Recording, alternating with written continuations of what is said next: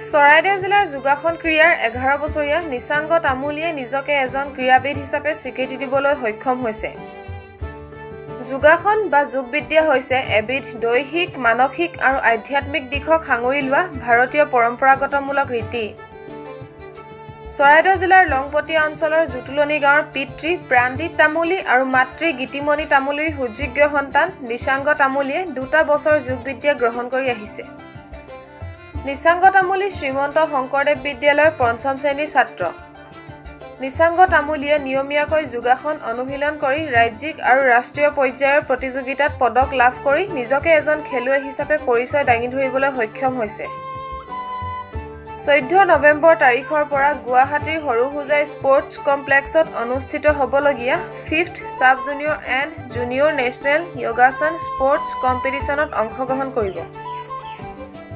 Any voice YouTube channel আৰু any voice ABC Facebook পেজৰ তৰফৰ পৰা শুভেচ্ছা জনোৱাৰ লগতে নিচাংগ তামুলীৰ উজ্জ্বল ভৱিষ্যত কামনা কৰিলোঁ। নমস্কাৰ, মোৰ নাম শ্ৰী নিচাংগ তামুলী।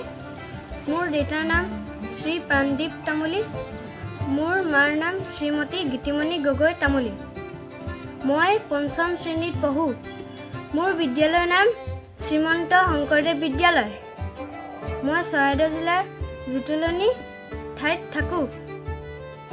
যোগাসন শিকি আছোঁ প্ৰায় 2 বছৰ পৰা আৰু মোৰ গুৰু শ্ৰী মণ্টু হাজৰিকা আৰু চন্দ্ৰ বসুমতাৰী। মই ৰাজ্যিক পৰ্যায়লৈকে খেলি আছোঁ আৰু মই গুৱাহাটী, কোকৰাঝাৰ, শিৱসাগৰ, সোণাৰী, যোৰহাট মই ৰাষ্ট্ৰীয় পৰ্যায়ত খেলিব পাইছোঁ আৰু নৱেম্বৰ 11 তাৰিখৰ পৰা 14 তাৰিখলৈকে খেল হ'ব। নমস্কাৰ, মোৰ নাম শ্ৰীমতী গীতিমণি গগৈ। মই চৰাইদেউ জিলাৰ লংপটীয়া অঞ্চলৰ।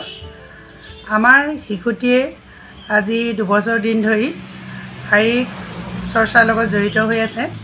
তেখেতে আজি 2 বছৰে অনুশীলন কৰি নিৰ্দিষ্ট ঠাইত খেলিবলৈ সক্ষম হৈছিলে।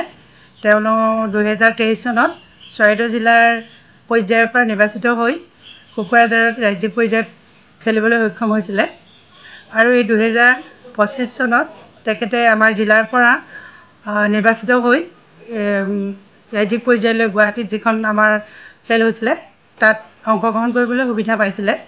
তাৰপিছতে তেখেতে ৰাজ্যিক পৰ্যায়লৈ নিৰ্বাচিত হৈছে।